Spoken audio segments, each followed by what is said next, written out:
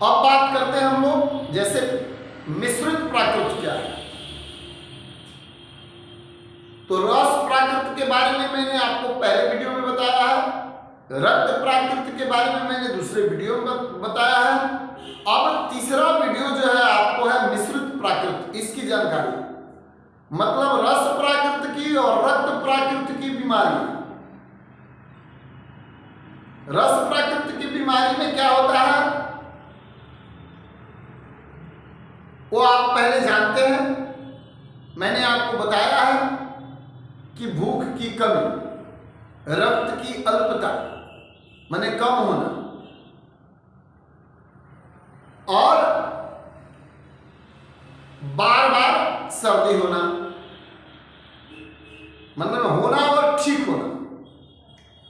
लेकिन रक्त प्राकृत का जो रोगी होगा उसको खांसी हर वक्त बने रहेगा, सीने की बीमारी हर वक्त बनी रहेगी।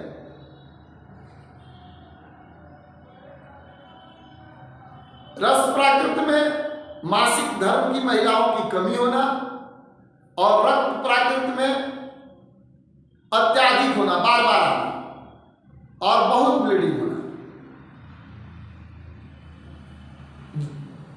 जब मरीज के साथ आप बैठते हैं, उनसे पूछताछ करते हैं, तो आप तरीके से यह पता लगाते हैं कि मरीज को किस प्राकृत का, किस टेम्परामेंट का बीमारी है, और उसके बाद आप उसका ट्रीटमेंट करते हैं। अब इसमें भी पूछताछ परीक्षण की जो है दो तरीके होते हैं, सब्जेक्टिव और ऑब्जेक्टिव। सब्जेक्टिव क्या है? सब्जेक्टिव में मरीज स्वयं बताता है कि हमें क्या हो रहा है, किस तकलीफ में हूं, कैसी बीमारी है, मुझे क्या अनुभव हो रहा है। उदाहरण के तौर पर सर में दर्द, पेट में दर्द, कमर में दर्द, इस टाइप का जो है मरीज बताता है ना कि मेरा सर दर्द करता है, मेरा कमर दर्द करता है, मेरा पेट दर्द करता है। ये सब्जेक्टिव है, इससे पता चलता है, सब्जेक्टिव से जो मरीज बताता है पता चलता है कि इसको कौन सी बीमारी है। ये परीक्षण का माध्यम। ऑब्जेक्टिव में क्या है?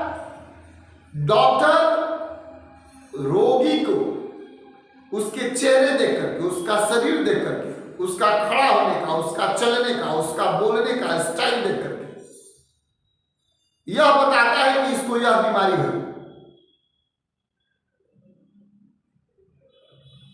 जैसे पीलिया, जॉन्डिस, चेहरा देख करके, आंख देख करके, जिह्वा देख करके, नाखून देख करके डॉक्टर बता देता है कि इसको पीलिया की बीमारी है।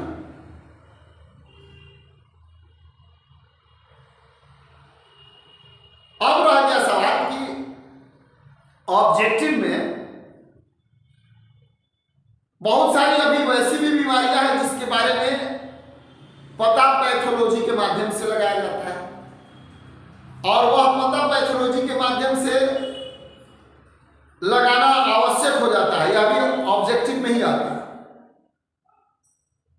जैसे शुगर की बीमारी, शुगर का जांच करना है।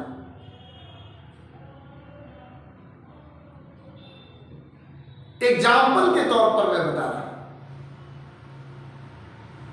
थायराइड को जांच करो,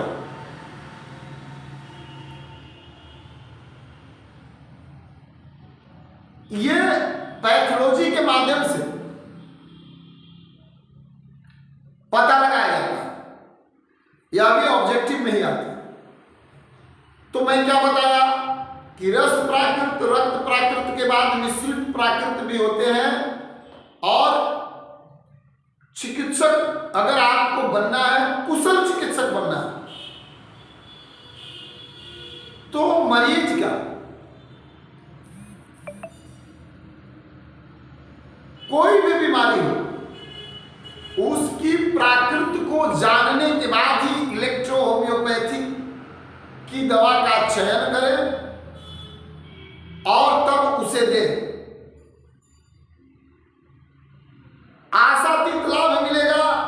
सफलता मिलेगी,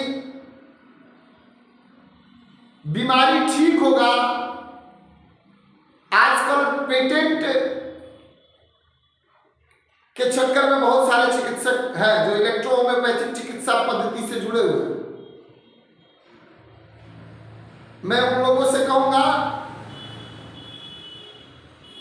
कि पेटेंट पर तो आप ध्यान दें, प्रैक्टिस ऑफ मेडिसिन का जो एक्सपीरियंस लिए हुए एक्सपर्ट हैं उनकी मेडिसिन पर भी ध्यान दें,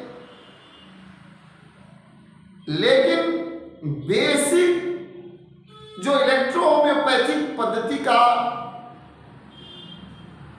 अपना सिस्टम है, चिकित्सा करने का तरीका है, उस पर आप विशेष ध्यान दें, उस पर विशेष फोकस करें, तब आप बढ़िया नहीं बहुत बढ़िया इलेक्ट्रो होम्योपैथिक चिकित्सक बन सकते हैं। आपको सफलता मिलेगी, मरीज ठीक होगा और इलेक्ट्रो होम्योपैथी की कीर्तिमान स्थापित होगी। नहीं तो बहुत सारे लोग इस पर ध्यान नहीं देते, सिर्फ 38 डाइल्यूशन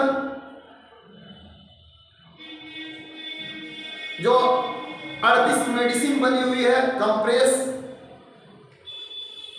अब 67 मेडिसिन बन के आ गई। धीरे धीरे मेडिसिन का विकास होगा, उसके बारे में सिर्फ 4 पन्ना पढ़ लेंगे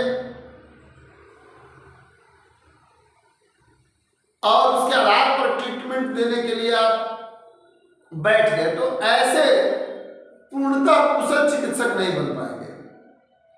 आपको एमटी का ज्ञान रखना होगा, मदर टीचर का भी ज्ञान रखना होगा और कैसे दवाई बनती है इसका ज्ञान रखना होगा और किस प्राकृत पर रोगी का ट्रीटमेंट करना है, कौन सी दवा लगेगी, किस प्राकृत पर कौन सी दवा लगती है, इसका ज्ञान रखना होगा।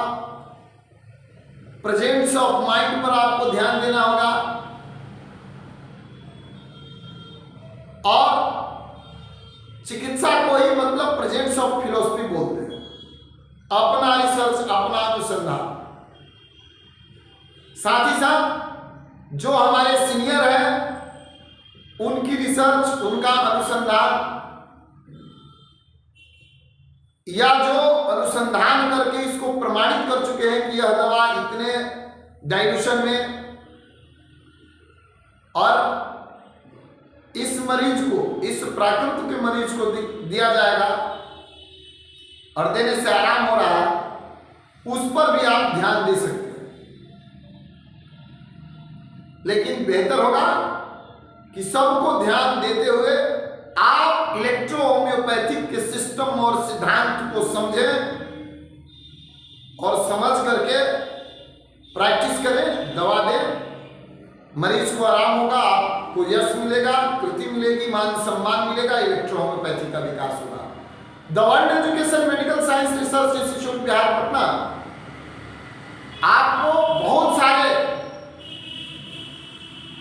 वैसे बीमारी हैं जिन बीमारियों के बारे में अपना स्वयं का अनुसंधान किया है, रिसर्च किया है और उस रिसर्च के बारे में मैं धीरे धीरे आप सबको बताऊंगा।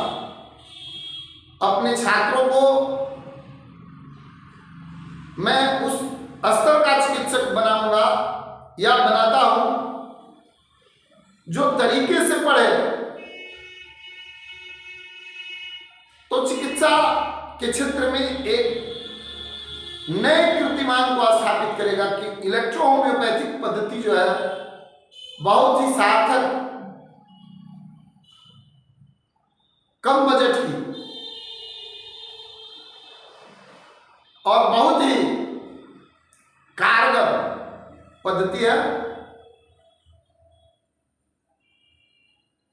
और इस पद्धति से चिकित्सा करने पर मान सम्मान में वृद्धि भी होगी, यश कृति भी मिलेंगे और इस दुनिया में जो भी खास करके चिकित्सा के क्षेत्र में अपना कदम बढ़ाता है तो सबसे पहला धर्म होता है उसका सेवा परमो धर्म। सेवा करने के उद्देश्य से और सेवा करने से सम्मान मिलता है। आप भी अगर नामांकन कराना चाहते हैं तो हमारे इंस्टीट्यूट पटना में नामांकन करा सकते हैं। अभी हमारा इंस्टीट्यूट बनारस में भी खुलने वाला है। हमारा इंस्टीट्यूट बनारस खुला नहीं है, बात चल रही है। नामांकन करा के आप पढ़ सकते हैं। हमारे यहाँ ऑनलाइन ऑफलाइन भी पढ़ाई होती है, लेकिन ऑनलाइन पढ़ाई करके आप कुशल चिकित्सक नहीं बन सकते। जानकारियां प्राप्त कर सकते हैं। कुशल चिकित्सा के लिए आपको प्रॉपर वे में क्लास ज्वाइन करना पड़ेगा। धन्यवाद।